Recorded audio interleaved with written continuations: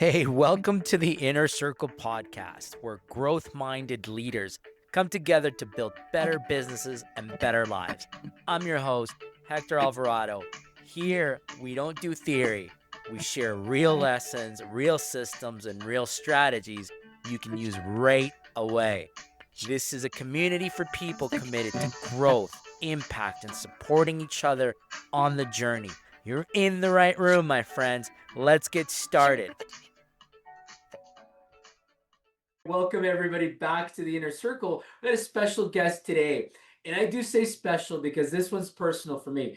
I've had the opportunity to work with Brandon here in the Calgary area. He's one of the most respected landscape companies over the last 20 years that him and his family helped build together. And so I'm super excited to welcome Brandon to the show, welcome Brandon to the community. Yeah, I want to point this out and say, like, Brandon's got so much experience from a contractor standpoint, from landscape and even tech, folks. So we have someone today that is well-rounded, as understands, the integral parts of business from various angles. So I'm super pleased to introduce Brandon. Brandon, welcome to the group, and let's start out with hearing your story. Hey guys, thanks a lot for having me on today. As Hector mentioned, I'm from Calgary. I grew up in Red Deer, went to high school there, and I'll just quickly summarize, 20 years of time in a few sentences here. So I met Michelle in high school. We've been together for 22 years. We built a landscape company together. We sold that about a year and a half ago after growing it to about 60 employees, and we're living off the sale of that now, and we're building out a software business. I've known Hector for quite a few years. He's helped me tremendously, mentored me, and helped me in my businesses. So I'm more than happy to join the call today and go through anything he wants and just share as much value and lessons from my journey as I possibly can with everybody else. Yeah, that's amazing. Thanks, Brendan, for joining us. But before we get into the big stuff, I want to say that watching you and Michelle build together what was something really special was so inspiring. So kudos to both of you for what you built out in the Calgary community. And so I think we gotta just acknowledge that takes a lot of work. And so I wanted to start off with asking about that. Like, what did that partnership look like behind the scenes? It's not that often that you talk about, couples building a business together and really thriving. So, what was that experience like behind the scenes? Yeah. Do you guys, is there some background noise for you, Hector? Or is it Nope, just me? I'll keep nothing going on if it's mine. only me. Okay. Um, so I mean, Michelle and I have been together so long. We have very differing strengths and weaknesses. She's an accountant. She's a chartered accountant that went to school and became a corporate person, and I'm a high school dropout that started a landscaping company. So we know each other's strengths quite well. I came up on the tools. I didn't buy this business. I started it out of my garage, and she paid the bills, paid the mortgage for a couple of years until I could afford to pay myself a pathetic salary for a year or two and really get the thing off the ground. Um, it's just very natural for us to work together. She knows the systems, and I honestly don't know any other way.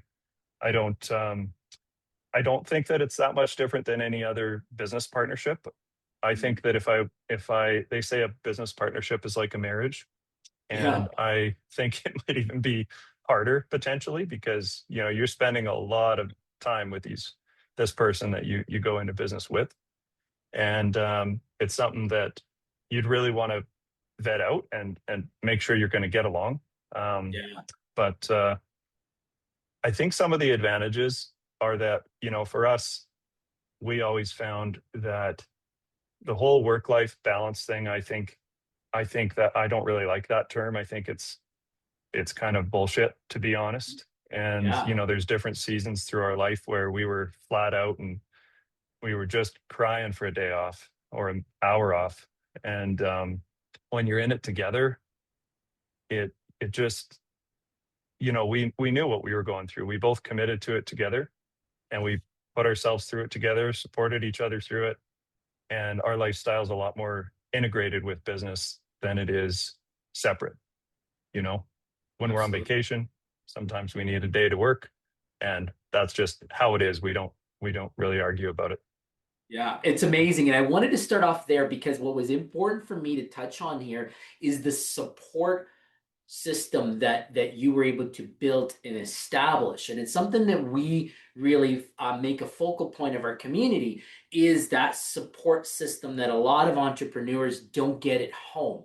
They unfortunately are going through these pains that you talked about, and it can't go to their spouse, they can't go to the house because that support isn't there, and so it becomes yet another layer of burden and of stress that entrepreneurs, unfortunately, and business unit leaders have to endure. So I wanted to kind of start off with that, just to share everybody with what your experience is and how you dealt with that part of it, right? Sure, So sure. yeah, and what I find interesting, as you mentioned that, like as you're building up the business, a lot of guys in the trades start out just trying to survive, right? You talked about just trying to get a paycheck. So at what point did this shift from a job to a real business for you? Um, yeah, but on the last point before we jump into that, Yeah. I wanted to mention how important it. I don't know if you realize this, Hector, but we were part of a peer group really early on, like this one, and Mhm. it was probably only my second year in business that I joined a peer group, and that was really powerful for me. Just to surround myself with people going through the same thing as me every day, because my friends and my family, they all just tell you you're working too much, and like what the hell, and they try to give you advice. They have no clue. Like, take advice from people who are where you want to go, not from your mom, or sorry to say, but she Yeah, no, she wants absolutely. the best for your mental health. And sometimes it's a little tough as a leader and a business owner to accomplish days off every week and stuff like that. So anyway, I just wanted to say that. And then what was your next thing there, Hector? Yeah, yeah, no, I mean it's important to touch on that because it's critical as business owners, entrepreneurs, and leaders.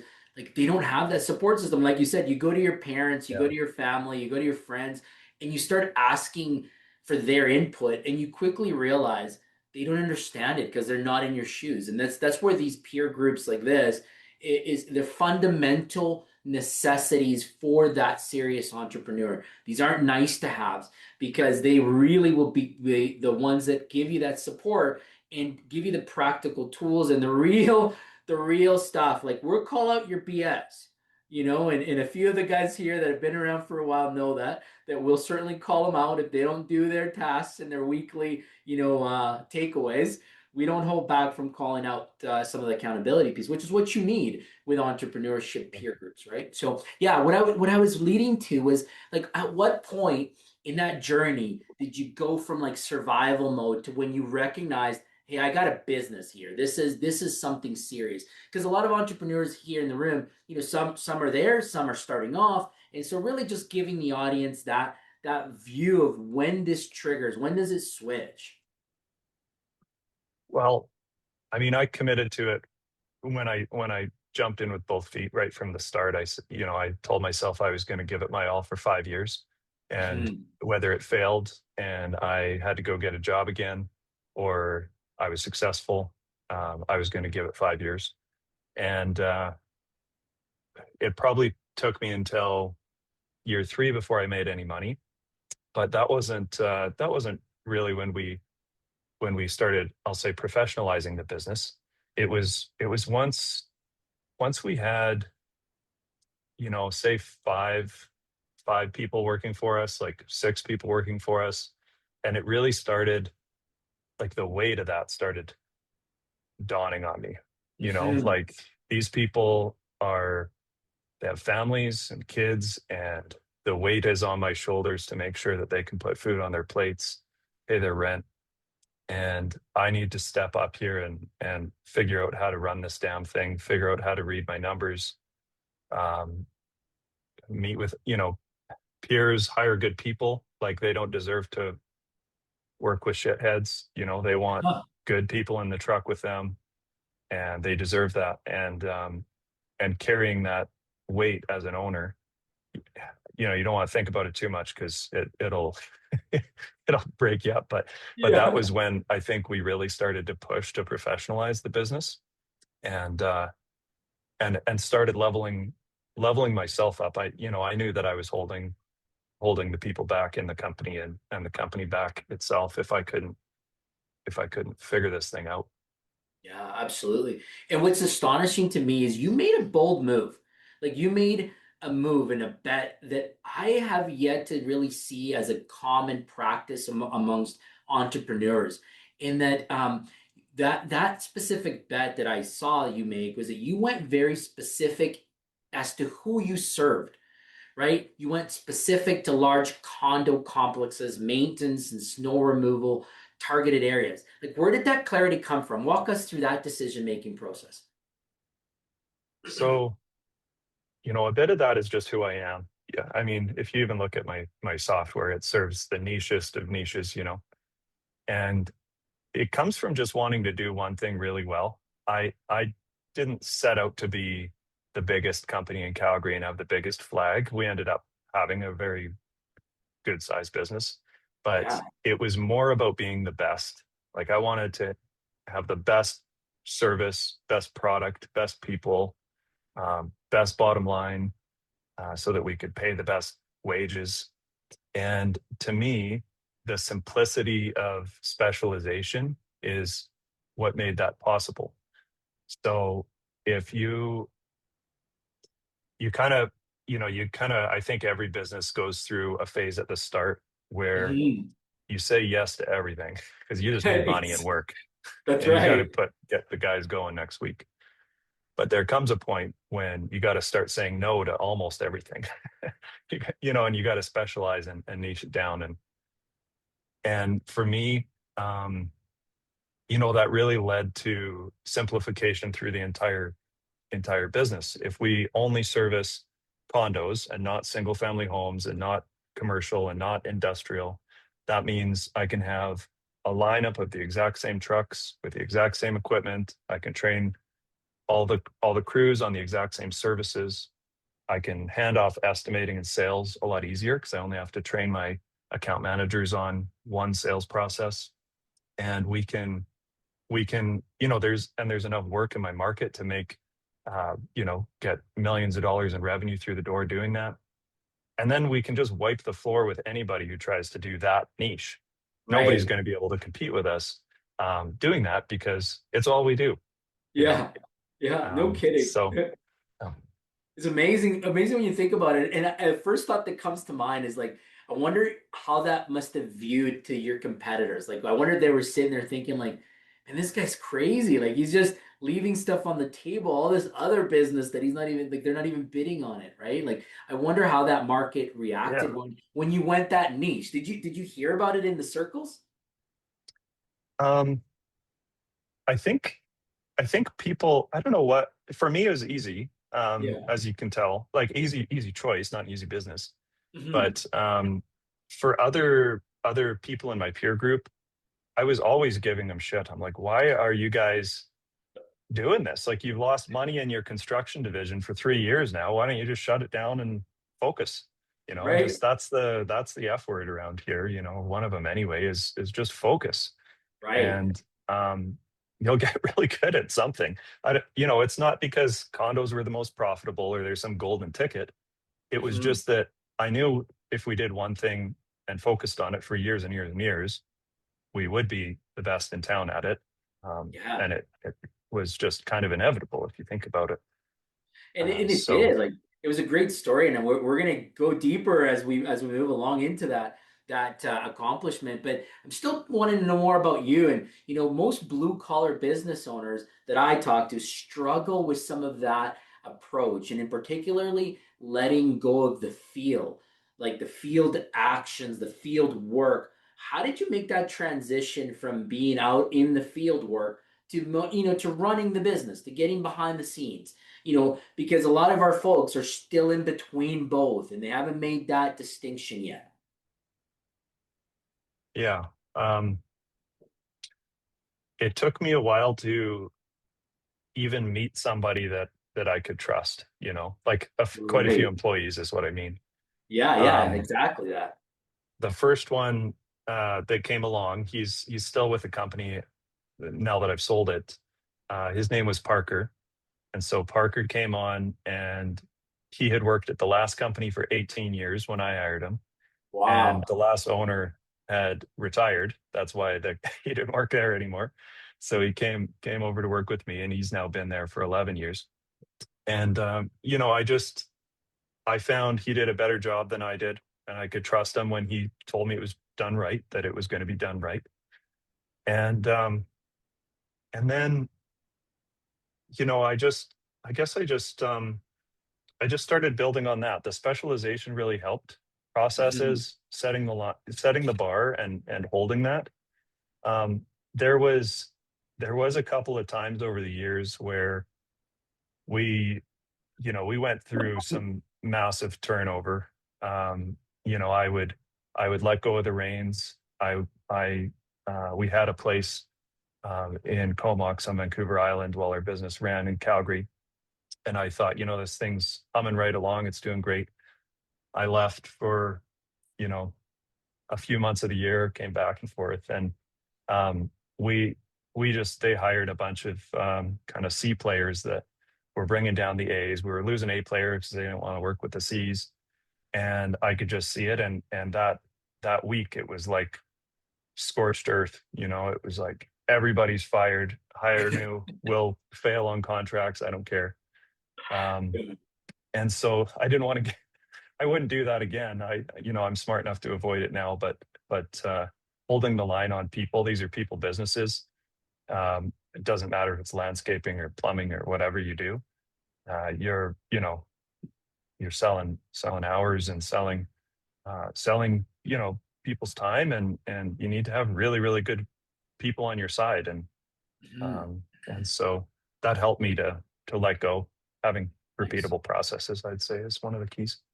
Absolutely. You hit right on that. And that was like getting structurally fit and putting processes in place. So, I enjoyed it. Like when we started working together, your business was doing well. Like I was quite pleased, when I joined Landscapers by Nature, of how far along this company had come, and how well built it was. And I want to know, like, there's that difference between doing well and then being ready to be built to scale, right? And to really make that growth. Um, but that process takes time and commitment. And a lot of owners hear systems and structure and their eyes just glaze over. Like they get scared. They get like, I don't want to hear that. It's too scary. What would you say, to trade owners who think that that stuff is for corporate companies and not guys like us, like blue collar guys? Systems and processes. Yeah. Yeah, just, I mean, replace those words with whatever you're comfortable with. Like, this is how we do things. Like, it's just, if you have, by the time you've trained your fifth operations manager on the same thing, you're going to wish you had a system. you know That's right. um and yeah, it doesn't have to be everything. You don't have to create a binder overnight. Just pick the Mhm. most important ones. And I would say the most important ones are the inputs. So get the inputs right first. Mhm. And then the rest you can figure out as you go. So what are the inputs?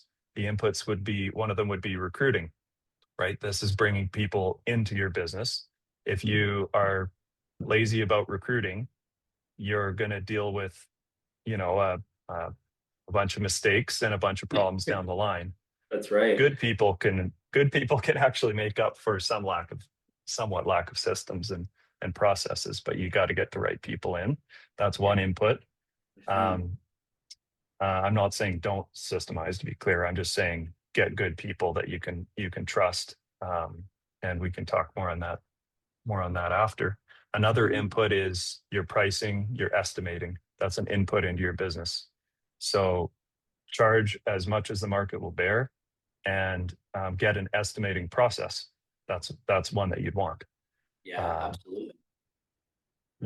and it's like garbage in, garbage out. Like imagine all the contracts or all the jobs that you bring in that you wish you hadn't, um, and how much time and stress it is now that you have those customers, and think the same way for your people. So Yeah. It's amazing, right? And as we start to think about that system, and I know, you and I have worked with the same system and structure. What is your feedback about the structure that we run and that we help entrepreneurs with your learnings of that structure?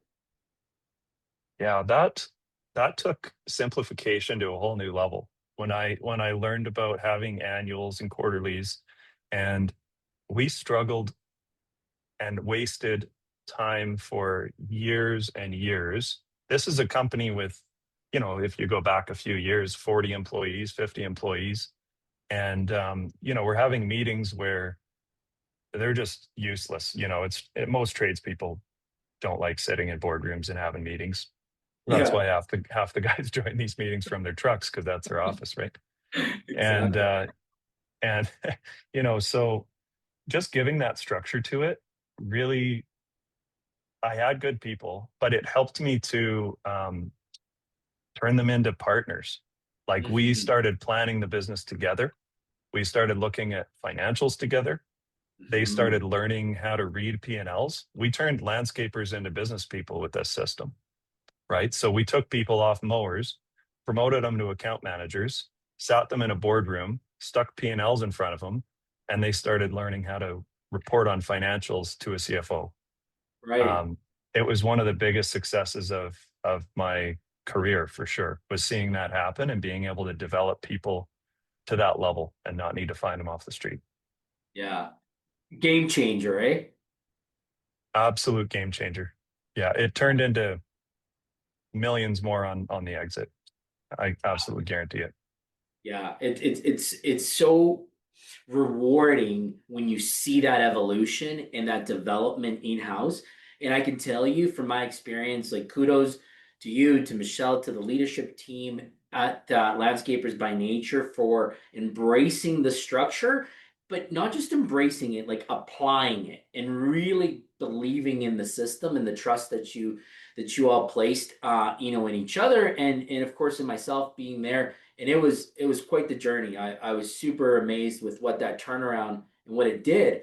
And you touched on the exit because I think this is important to touch on where that evolved to and how it rewarded both you and Michelle as you guys exited in a couple years ago. And that record multiplier for that space, it was amazing to hear and see it come through to be. And so like to me, I let that sink in for a second, and it doesn't happen by accident, right? Like something like that is intentional because you put in the work and the people have grinded through and they've delivered to that commitment. So walk me through like what it felt like on that deal day. Like how was that for you, and what was going through your mind as you were signing the documents?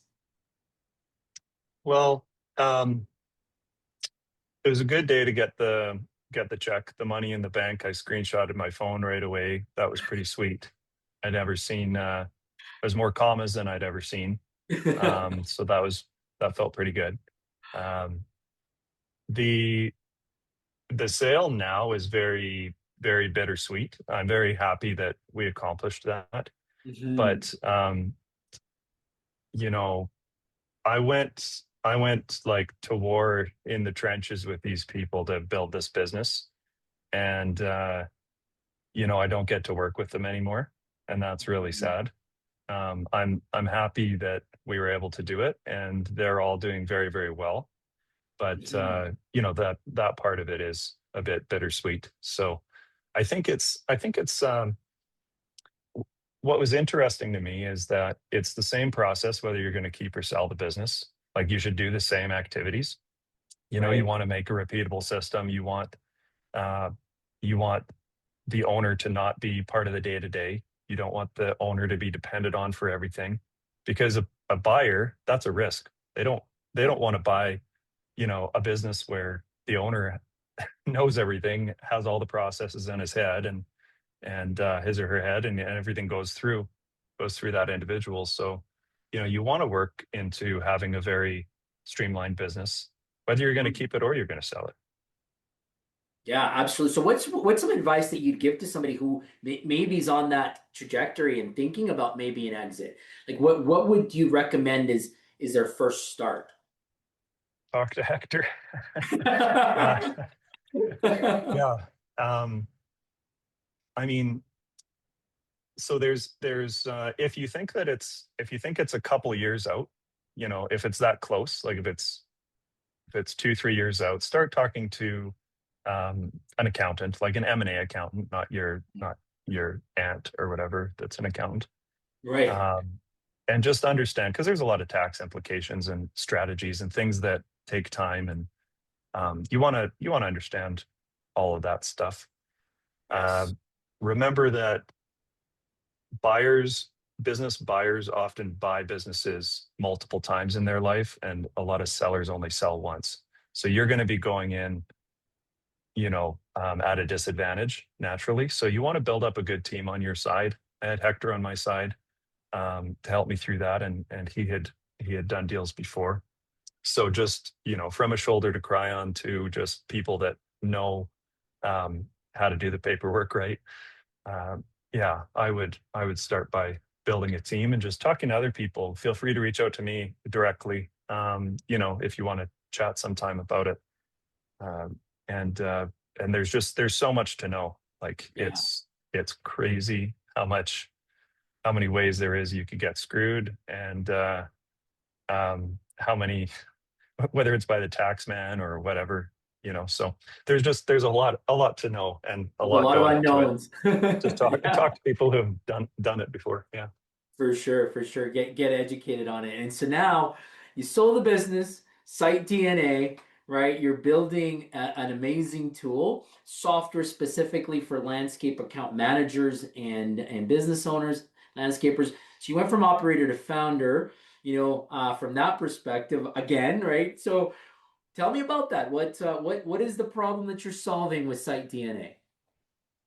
Yeah, I would also recommend just taking some time off between businesses. I don't know. Maybe it's like Willie, it's like, what the hell? You got to get back into it, and we just must love the pain of building businesses, I guess. I would recommend taking a day or two off between, your exit and your next business.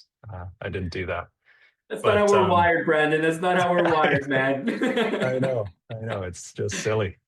But yeah, so Site DNA is for landscape maintenance companies, which is what mine was, and it helps account managers audit their sites. So it's like a site audit tool, an inspection tool, to find all of the enhancement opportunities, all of the quality control things that they need to organize, and organize those things out over often a long period of time, because those contracts can last for years and years. So Right. that's yeah, it's just a problem I think we solved quite well when we were in the landscape company, and now I want to turn it into a software and learn a whole new industry.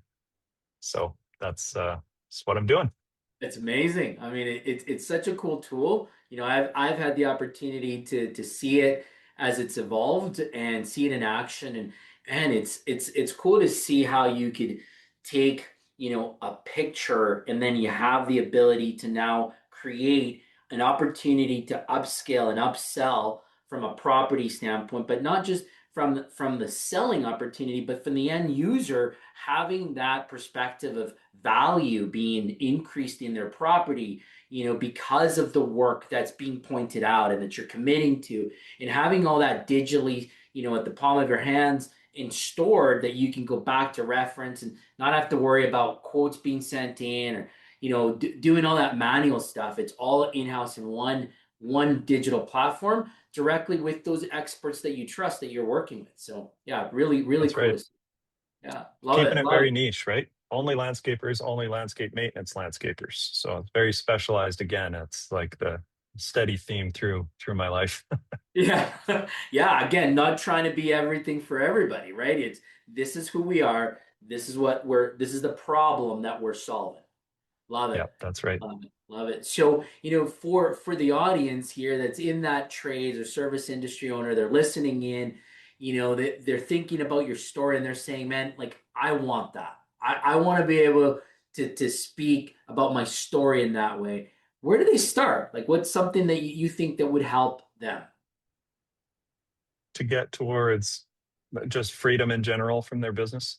Yeah, freedom in general and the overall description of, how you went from struggling, finding your rhythm, finding your niche to overall structure, exits, and now giving you the freedom to work on other projects like you're doing now. Yeah, I think I think it whether I knew it or not that I had started on the journey, a lot of it was my circle, like who I hung out with, my coaches, my peer group, who still stay in contact with today. That was Mhm. a lot of it because ultimately, um, your business is limited by you, whether you want to hear it or not, right? Yeah, And yeah, so, you really need to um, find those resources and actually execute. So, mhm, you can listen to all the stuff that Hector and Willie tell you. You can watch lots of podcasts and read all the books. At some point, that stuff just becomes entertainment if you're not actually putting a shovel in the ground and executing on those things. yeah, So spending, I know it's hard because I know customers are calling and employees are failing at delivering services and all of those things, but you've got to carve time out to work on your business. I I would leave my house and just sit in a Starbucks from like open to close, and they're open long hours. They they'd yeah, be a lot of coffee and tea, but just get those processes dialed in. Really challenge yourself when I talk about figuring out recruiting and figuring out estimating, like actually do something with that. Actually go yes, and challenge yourself to, next time you need to recruit a role, uh, do at least 10 interviews to see who's out there. Make the time to make it happen, because those are some of the most important things you can possibly do. I would say, figure out where you want to go, right. and don't be shy about it. Like, you want to run a $10 million business, a $20 million business. You want to sell it and buy a yacht. That's cool. Um, that's probably not exactly the vision you'll cast to your employees, but it's That's about right. where the business would go and what's in it for them. So you need to have a vision that is big enough that they can all fit within it. And Absolutely. so, how am I going to attract someone like Hector to come and work with me if I s- if I'm fumbling around? I don't know what I'm doing tomorrow, where this business is going. I don't know what we specialize in. I'm never going to be able to hire a guy like that, right? Even if I had the money, he'd never come and work with me. So getting a vision in place. I'm not talking about like a vision board, unless that's your thing, but just, here's where we're going in 5 years. This company is going to look like this, and in order to do that, we're going to need to uh, promote a few people into account manager roles. We're going to need to move shops. That's going to look like 25 trucks instead of 4. This is what it is going to look like. And then people can start to think, like, I can see that this leader is someone that I want to hitch my cart to, and help build that, because that sounds fun as hell. And Absolutely. so, yeah, I don't know if that answered your question, or Man, if I'm that's just that was rambling. that was bang on. No, it was perfect because you really hit on that vision component, which is something that we always talk about in our program, specifically when we're working one-on-one with entrepreneurs. It all starts with your vision, and it starts with that section talking about your core values, understanding where this company's going, right, and why it exists, who you are here to serve, and what are those goals that will attract and retain the right people. Because you're bang on, like, you might have very large wishful thinking, but it's all BS if you can't actually quantify it and put some work behind it. And the other thing that I thought was really cool about what you talked about is, like, this isn't about a vision board and something that you would just think about, and you know not, don't get me wrong, I'm a big believer of the power of the mind, but I'm a big believer of power of getting shit done. And so get in there and do the work. It's not going to do itself, right? So like that to me is something that I really appreciate. And one last thing as we close off, what's one thing that you know now that you wish you had known when you started this journey? Let's leave the group with that. I I wish I knew when I started the journey that what I was building was an asset that was going to be worth something. I didn't know that. I was just a guy on the tools that thought I could do it better myself, like a lot of people that start trades businesses. Hmm. And so when I was, really going through those tough years and those tough times, I didn't know anything about selling businesses. Like there wasn't as much resources and it wasn't plastered all over social media like it is today. I don't know if everybody sees that all the time now or if it's just my feeds, but I didn't know I could build my landscape company into something that um, could be worth so much. Yeah. It was amazing when I found that out, and I think that would have driven me more early on if I had known that I wasn't just building a job, I was building an asset that I could actually sell to someone else that was really valuable. Hmm. Um, the other thing I think is just that I I assumed running a bigger company was going to be really, really hard. And it was, when like fighting my way to the first million in revenue, a million in a year in revenue was like hell. Like getting past a million and a half was even harder because I did everything, right? And I rolled the crews out every morning and then it snowed on Sunday and I can't go skiing with my friends and whatever, yada, yada, Right. yada. Exactly. That was so hard. And when you have 15 employees, it's like, how the hell could I run a 30 employee company? A 50, how do people do that? 50, 60, and from that vantage point, it just seemed like insane to think that that was going to be easier. But somehow it just is. Um, you have so many more managers and so many trusted people in order to get you there. And then it's like when you can pass a million or two in revenue, you are different. Like you are literally holding the business back. So in order to even, I don't know where everybody's at in the call, but just in order to run a company with 20, 30, 40, 50 employees, um, you are naturally just much better at delegating because you had to have become that in order to get there. Absolutely. So it's not harder to run a business with 50 employees. It's just what I'm saying. When it's 15, it's way harder. That's right.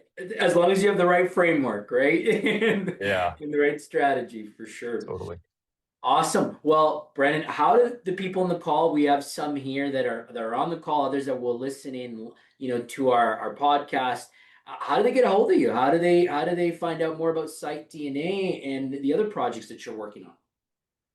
Yeah, yeah. So, I mean, you can get me on LinkedIn really easily. You can direct message me on there. I'll definitely get back to everybody who messages me. You can email me, Brandon at sitedna.ai. There you go. Awesome. Well, I'm glad to have you here today, Brandon. Amazing. I'll pass it over to Willie. We'll see, Willie, if you've got any questions for Brandon. Yeah, I was thinking Brandon is so much better at telling his story and his experience going through what I all did. I could really relate to, yeah, even when I was at 20, 30 employees, just couldn't imagine how we could grow beyond that. And then we eventually reached 100 employees, and it was like I had worked myself out of a job in my own business. And there again, I keep telling that to people. It gets easier the more employees you get if you have your business structured. So yeah, can really relate to that. And I was thinking on one question like when you were building your business, how many years did you have that business? 11. 11 years. Okay. And when you started, like, did you start off with some kind of vision and you had this vision to build it, or when did you see this could become a little bit more than you thought at first, maybe? So when I started the business, I was thinking that maybe myself and maybe I could hire a friend, and we could just work together. And I thought that would be about it. We would do small apartments, and the reason that I would do like small condos, small apartments was so I didn't have to buy a skid steer, and I didn't have to buy any big stuff. And I knew so little about finances that I thought, I bet we could do like 400, 500 grand a year in revenue. And I bet we could both pay each other like 100 or 150 from that. And Mm. that was so far from the truth. Like it's, it ended up, I couldn't pay myself anything. And then I hired Parker for 45 grand a year and he made 45 grand a year more than I did that year.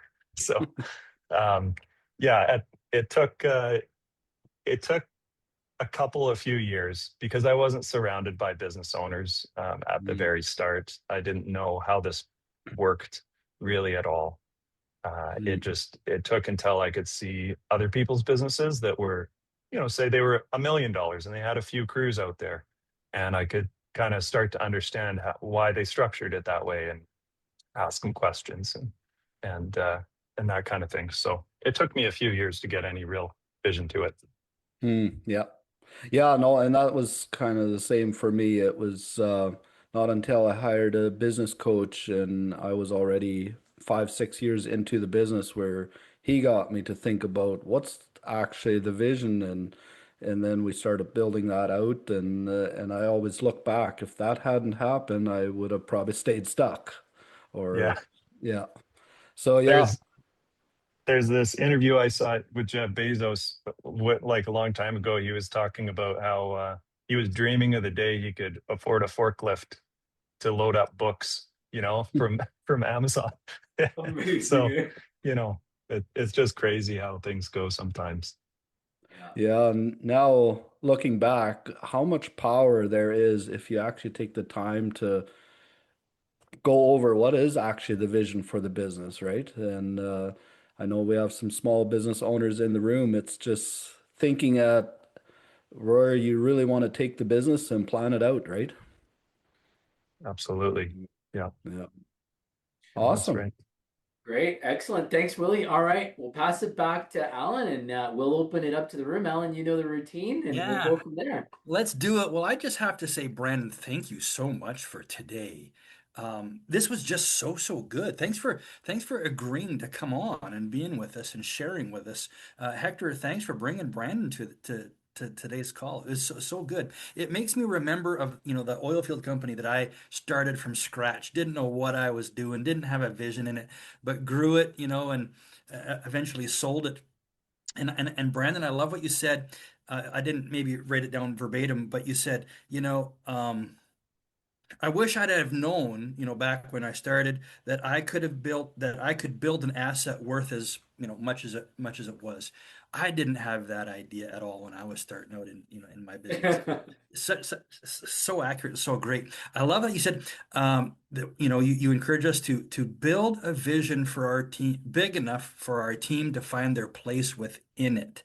Um, and then you gave us some very specifics on what that vision sounds like. We've had lots of training on how to create a vision, but you gave us some just absolute gold on what then that sounds like out of our mouth and into the ears of our team. That was brilliant. And I would say, you're kind of like this You're true to so kind, life Al. you're kind of you're kind of like this true to life, and I don't mean to insult you, but it's kind of like you're this real Please. life rags to riches kind of story. And I don't mean rags to, but it was like you're this high school dropout, you said, and you just went to work and you built this thing from scratch. You built it from nothing, and look what you created with it, and look what you were able to reap from, a sale. And now you said your family's living off the proceeds of that as you move forward in the next thing. So just great to have you with us today. A great inspiration. I've got pick your brain and ask you questions and connect with you all night long, but I'm not gonna. I'm gonna turn it over to the rest of the room. You know, guys, you know the deal from here. We're open it up to you. This is your time. We don't have to be all nicey nice and put up our hands. Just unmute and ask your question. Just unmute and tell us what maybe your biggest takeaway. If you've got something specific for Brandon, capitalize on that and ask him while he's here. That's a wrap for today's episode of the Inner Circle. If something in today's conversation resonated, inspired you, or gave you a breakthrough, please share it with someone you care about. The right idea at the right time can change someone's business and their life. So make sure you follow the show, leave a review, and stay connected with us, because this community is built on relationships, real support, and real growth together. Remember that clarity means nothing without action. So choose one insight from today, put it into motion this week, and notice the shift. Thank you for being part of this journey, for showing up for your growth, and for being part of the Inner Circle community. See you in the next episode, and let's keep growing together.